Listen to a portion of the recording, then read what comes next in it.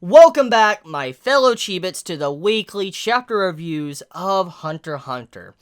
Now, before I begin, I need to address something, okay? And you most likely already know what I want to talk about, but I'm going to address it, and I want to talk about it because it needs to be said. I made a pretty big mistake in my last Hunter x Hunter video, and I wanted to address it at the beginning of this video because it is a mistake, and I want to clarify that I'm aware, and I am human. I do make mistakes, but it's still a mistake on my part. I should have realized, it slipped my mind, and I just want to own up to it. So, last week, I basically stated that the cat was, the second prince and all that, Kami's Nin Beast, Spirit Guardian Nin Beast, the actual main Nin Beast and stuff.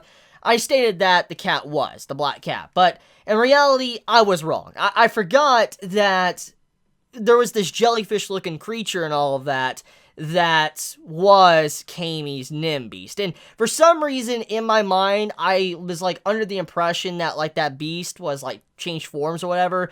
But after many people pointing it out and all that and how it couldn't possibly be it, I'm like, that makes sense. So, I was wrong last week. I made a mistake. Basically, the black cat isn't her guardian spirit beast through the urn and all that. It was actually her Nin ability. So, forgive me, I made an error, and I'm owning up to it. So anyways, let's begin. Let's talk about chapter 374, titled Ability. Now, before I begin, obviously, as always, I'm going to be going through the chapter, analyzing it. Hopefully I don't make any mistakes like I did last week. Please, Chibi, don't do that. Don't do that stupid stuff you did last week.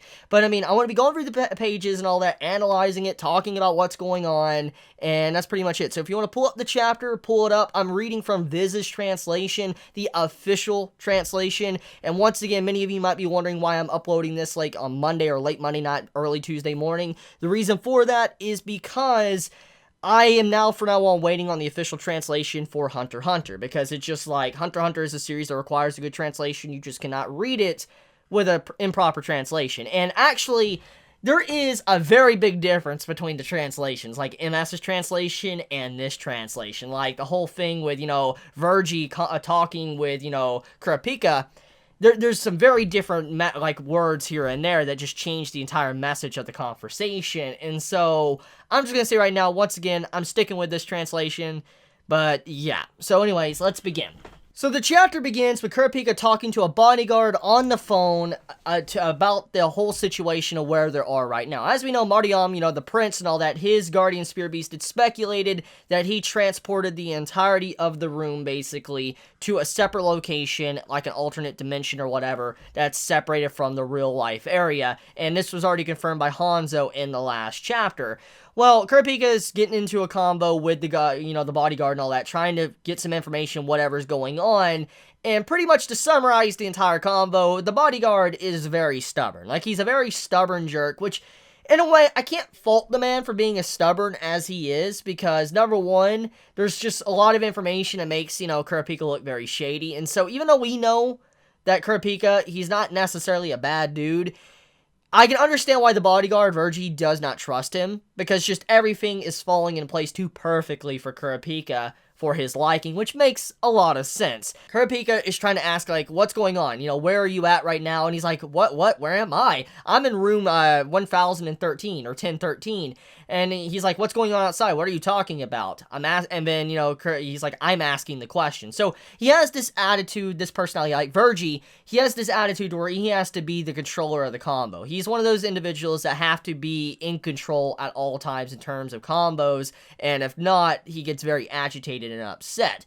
And so basically the dude asserts his dominance, basically saying, look, know your place, you're a guard commissioned by a lower ranked prince and all that, so obviously you're at the bottom of the food chain. Stop trying to order me around because I am at a higher status than you. Basically he's pulling the status card. He's saying, I'm higher status, you're lower status, bow down before me, I control the, the combo, I get the questions, you answer me, and all that. That's basically what he's trying to say. And so he has this very stubborn personality. And right off the bat, I'm just going to say, I don't like the dude.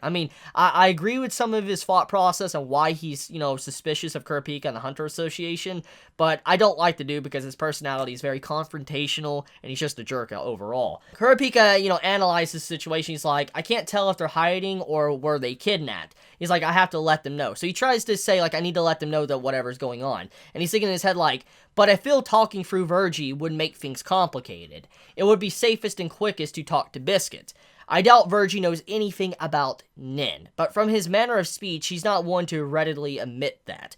Now, this entire, convo right here is very different from the MS translation if you've read it recently, and, like, the entire message is different. But basically saying that this man, he is not someone that would readily admit he is wrong. So even if he knows he is wrong, he has so much pride and he's so stubborn, he wouldn't admit he's wrong. So even if he doesn't know much about Nin, he is not going to go out of his way to say, I don't know much about Nin, I don't know, educate me. He's not one of those to do that. So that's pretty much what Kurapika's trying to say. Now, Kurapika tries to explain, it's like, hey, please listen to me. Your room is under the influence of someone's Nin ability. And he's like, your entire quarters were transported somewhere else. I would like someone from the Hunter Association to check outside the door. Now, the man answers Kurapika with some very, very harsh words. Let's just, say, he says, if you keep ignoring me and making absurd claims, I'll consider it a declaration of war. Don't you underestimate me. I don't need your advice. So, once again, the man being stubborn, not hearing out advice, being prideful, and not believing Kurapika. And so he's like, I'm asking questions, stop saying absurd things. Because, you gotta think about it from his point of view, okay? The man just now found out recently about Nin. It's been like 30-something hours since, Kurapika and this voyage and all that started. Majority of these bodyguards, they've never heard about Nin. They don't know about Nin because it's a very closely guarded secret. It's hidden in the world. And so obviously, if someone randomly heard about Nin abilities, these conditions, restrictions, and all of that, it would freak someone out. To be like, what are you talking about? It's like the equivalent of real-life society for us. If we were to go out of our way and, somehow possess magic, I can shoot fire from my hands and lightning and all of that, and I did that in broad daylight, everybody would freak out. It's because it's magic. Or if I said I could do that, let's say I could actually legit shoot fire or lightning out of my hands, okay? And I was to say, guys, I can shoot fire and lightning out of my hands. You guys would think it's just a load of bull. You'd think I'd be lying, okay? You'd think I'm a crazy madman or I'm lying, and so you gotta look at it from this perspective. This dude, this bodyguard, he just recently found out about Nin, so Nin obviously could be very hard to believe, especially for someone as stubborn as he is. He's a very stubborn individual, he is someone that's very prideful, and he's not willing to admit when he is wrong. So, you factor all of these things in, it makes a lot of sense why he doesn't want to listen to Kurapika when it comes to Nin talk. So, anyways, as Kurapika tries to figure out a way to talk to this man, to somehow get this man to contact Biscuit and all that, he's like, please, I need you to contact him. The man basically won't answer. He won't, follow through with what, Kurapika wants at all. And eventually he replies with this. We'll have a hunter look outside and report the findings. If there's something unusual you could tell us about how to approach it, give us the name of the assassin.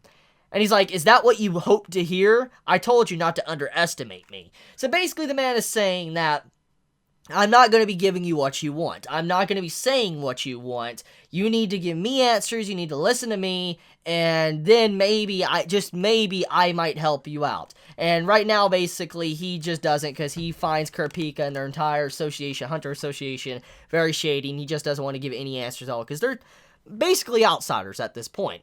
So, yeah, that's pretty much that entire convo, the whole meaning there. Basically, the man just does not trust Kurapika. He does not trust the Hunter Association. He is someone that feels like their entire organization, their whole organization is just meant to destroy Kakin. That's the whole point of them being even on this journey, is to undermine the entire selection for the next king, destroy the kingdom, and that's basically it. Hanzo does clarify a couple of things. He clarifies exactly how his ability works, and I'm going to kind of cover this in a second.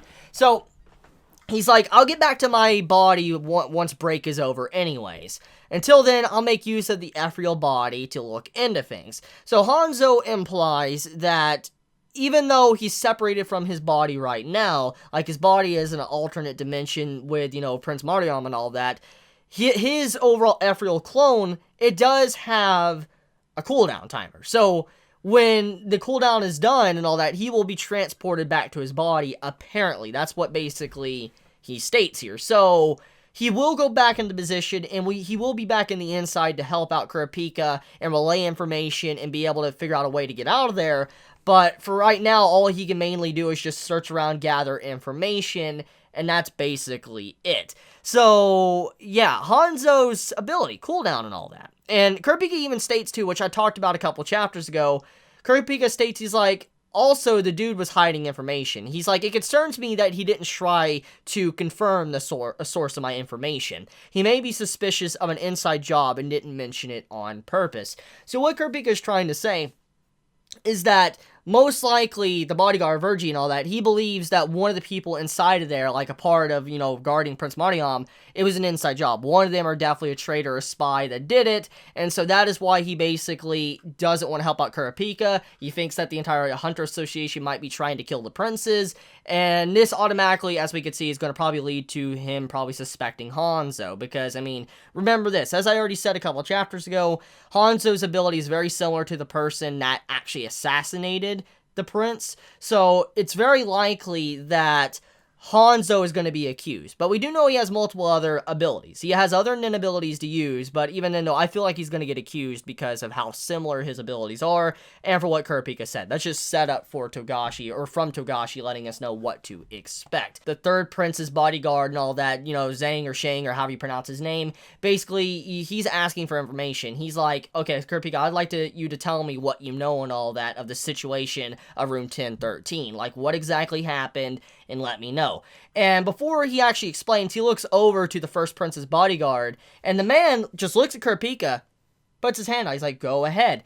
Basically, the way that was done, it shows that the man is not interfering anymore. Like, he's listening in, he's observing Kurapika and everybody's actions, but he is not interfering with what they do anymore, which shows that the man is definitely not all that bad. He's a very interesting individual. I've discussed this already. He also dropped his entire viewership on, like, the queen. Remember, Oito, or however you pronounce her name? He stopped watching her, and it shows that this man is a good man. So I believe him not interfering, there's a greater play here in the long run. I feel like something else. It might even have something to do with his nin. Maybe conditions of his nin or something. I could be wrong. But I'm just going to say, though, in terms of what we're seeing here, he's not being as confrontational as he once was, which does relieve a lot of stress off of Kurapika. So that's good to see. We also get a status update on how much time has passed. For instance, 37 hours and 30 minutes since departure. Can we just talk about how crazy this arc has already been for just 37 hours and 30 minutes to pass? Like, that's insane. So much has already happened. So many people have already died. So many plot points. This arc is just chaos. Just straight and utter chaos. And so, 37 hours. That's it. And as we know, it's going to be a while they're going to be on this ship. It's going to be probably on that Berserk status staying on the ship. So, we're going to probably be here for a very long time. Let's just face it. I'll just have the image on screen. I don't really need to cover any of this, because nothing of this, from what I can personally see, is relatively that important or information that we don't really already know. So I'm not really going to cover this segment. So yeah, just basically letting us know the names, the pictures of all the, the queens, the princes. We move over into the two sisters, the other two princes and all that. And as we know, these two princes, or princesses, but even though we call them princes, they are very close. They're very close with each other. These two sisters have a bond, and we know that they don't want to kill each other. We know this. One is like this weakling little sister, one with the black hair and all that. She doesn't want to really participate in this. You can see she's very, like shying away from the entire selection war, while the one with blondish hair and all that, she is someone that wants to be the king to be able to save her little sister. Now, from what we have already seen from what the King of Kakin is doing, like with the different caskets or whatever occupying the center machine, most likely all of them need to be dead for whatever ceremony to take place. So I highly doubt that they're going to be able to continue through this without, one of them dying. I just highly doubt that, unless they're able to escape from this selection war. So for now, though, it's very sad, and these two sisters that obviously love each other are being pitted against each other because of how their family tradition is. Now, while she's sitting in her room by herself on Tuesday and all that, you see how she looks at her phone, little smartphone, and you see how she's just crying. She's looking at her sister and all that. She's crying. She wishes she could be with her sister, interact with her, but as we know, because of the selection war, they really can't. And eventually, as she's thinking about her sister, a door pops up. This little door.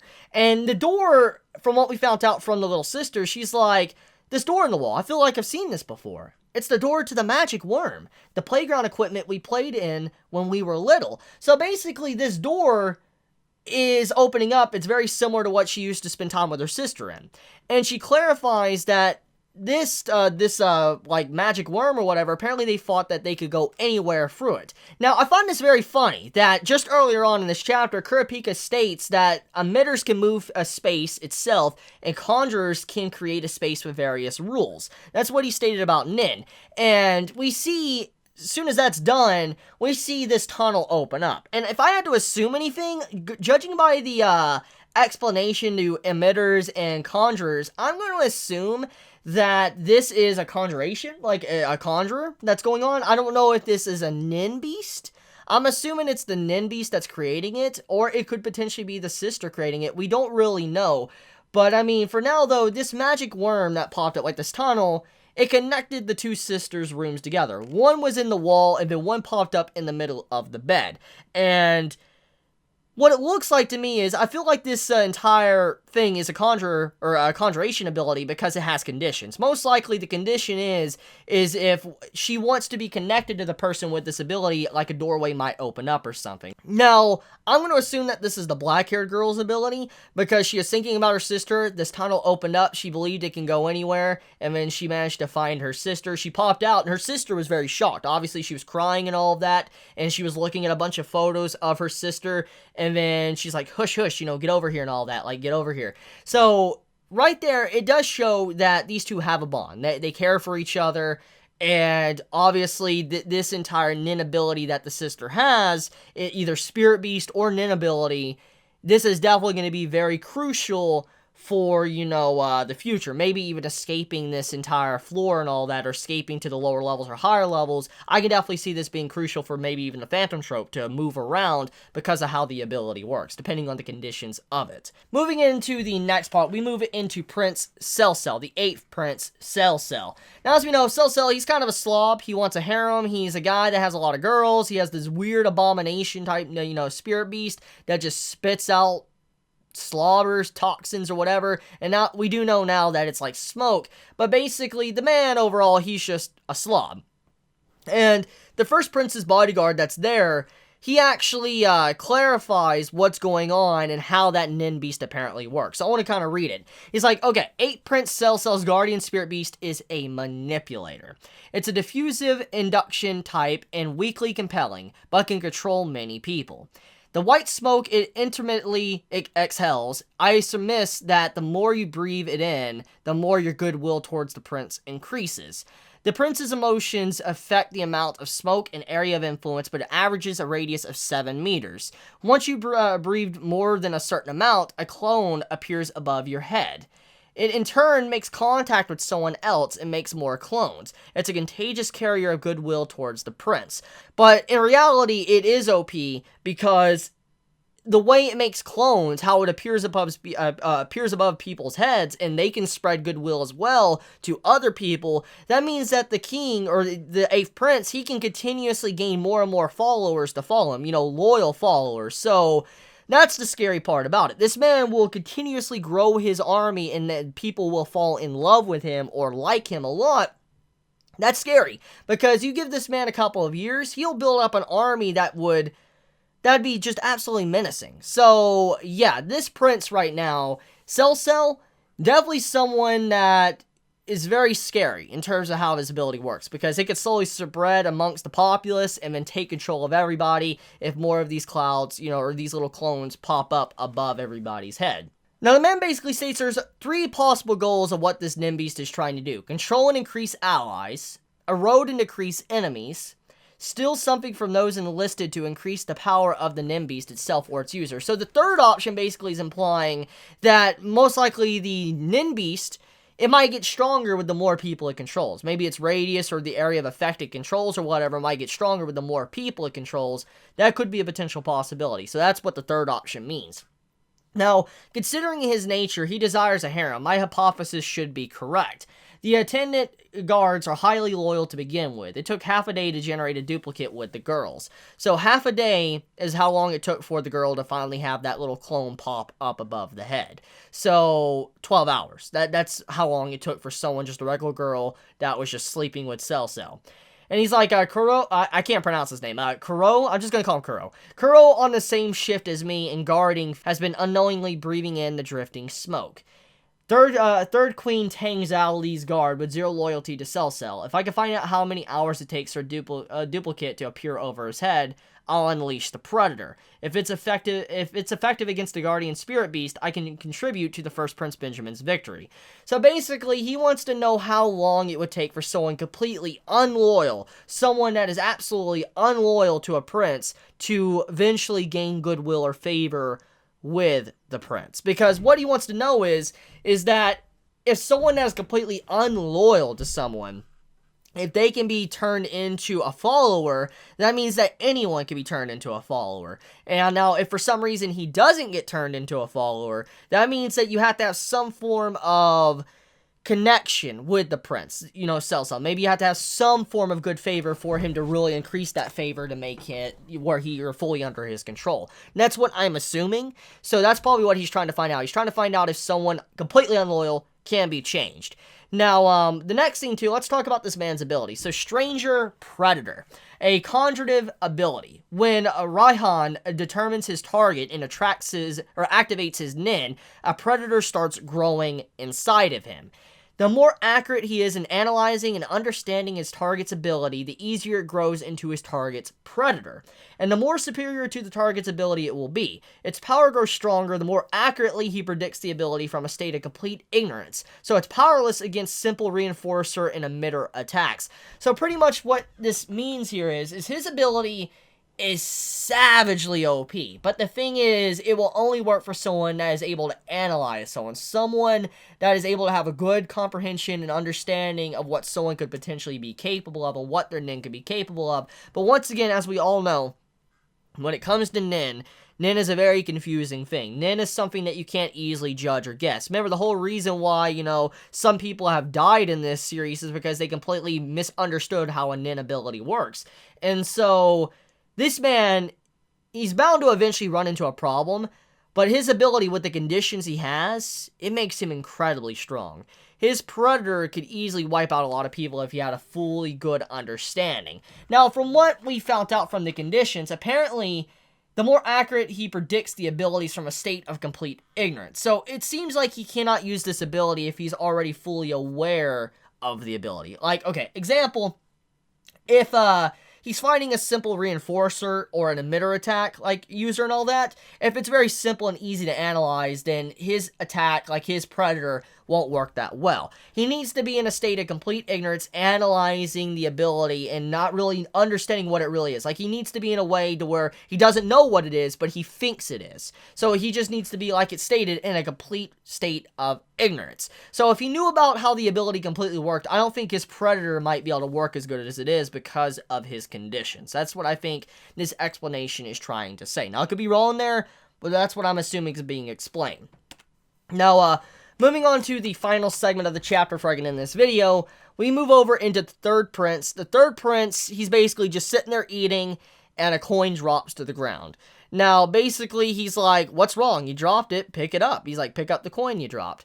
And eventually, the bodyguard's like, it didn't come from us. A coin dropped out of nowhere. And then the prince looks over, is like, huh? And you see the first prince, you know, bodyguard, he bends over, picks up the coin, and he says, it fell out right in front of our eyes. I don't need, and then he says in his mind, I don't need to offer information to those who don't know about or can't see nin. It's true the coin appeared out of air, Zhang Li's Guardian Spirit Beast's mouth, but from Zhang Li's Guardian Spirit Beast's mouth. Another one already appeared yesterday, but only I noticed it. So, I want to point something out, okay? We don't still know what the Nin Beast is capable of, what this Nin Beast is able to do. However, we do know that Zhang has been symbolized as being greedy. Like, it's been implied he is a greedy individual. And for coins to be popping out, I'm assuming these are coins of good favor, or coins of maybe manipulation, because once again, manipulators popped up in this chapter, conjurers popped up as well, emitters, and I feel like maybe it's one of those three top Nin abilities. And I'm gonna assume that the coin, if you hold on to it, maybe for some reason you're in control of the Ninbeast or Zang or whatever. I could definitely see that, because if you look at this panel I'll have on screen, you see the bodyguard having a little shiny, like, aura near his back. I'm assuming that's where one of the coins that popped out yesterday was at. I'm assuming that's where the coin's at. And so I'm assuming the coin is, somehow if you hold on to the coin, it might do something to you. Maybe either protect you or harm you in some way. I could definitely see something like that. Or cause you to be a greedy individual. Something. But that's pretty much it when it comes to this chapter of Hunter x Hunter. So let me know your thoughts in the comments below. If you enjoy my content, please subscribe. If you like this video, please leave a like. And if you want to get notified for whenever I upload a video, please click the bell icon down below. So with that, be safe, be happy, Chibi out.